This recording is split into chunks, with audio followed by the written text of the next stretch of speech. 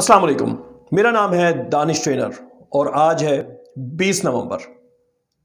20 نومبر world children's day کے طور پہ منایا جاتا ہے۔ جو بھی دن ہم مناتے ہیں اس دن ہم اس اسپیسیفک رول کے رائٹس کے حوالے سے بات کرتے ہیں، تو اس لیے آج ہم بات کر رہے ہیں ساری دنیا میں بچوں کے حقوق کے حوالے سے۔ بچے کسی بھی رنگ، نسل، مذہب، فرقے سے تعلق رکھتے ہوں، بچے بچے ہوتے ہیں۔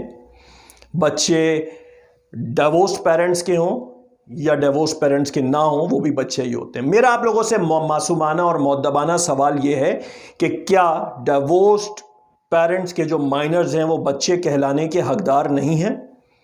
اگر ہیں تو کیوں کر یہ دیکھا گیا ہے کہ کورٹ ان بچوں تک نان کسٹوڈیل پیرنٹ کی ایکسس اتنی لمیٹڈ رکھتی ہے کہ ان بچوں کے اوپر ایک بہت میسو سوشیولوجیکل اور سائیکولوجیکل امپیکٹ پڑتا ہے، جس کی کوئی اسسمنٹ کہیں نہیں ہوتی۔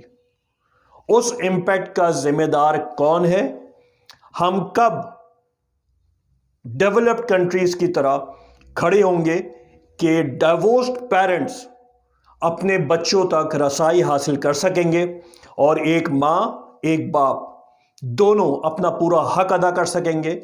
کیوں کر ہماری عدلیہ صرف فائنینشل سپورٹ پر فوکس کرتی ہے؟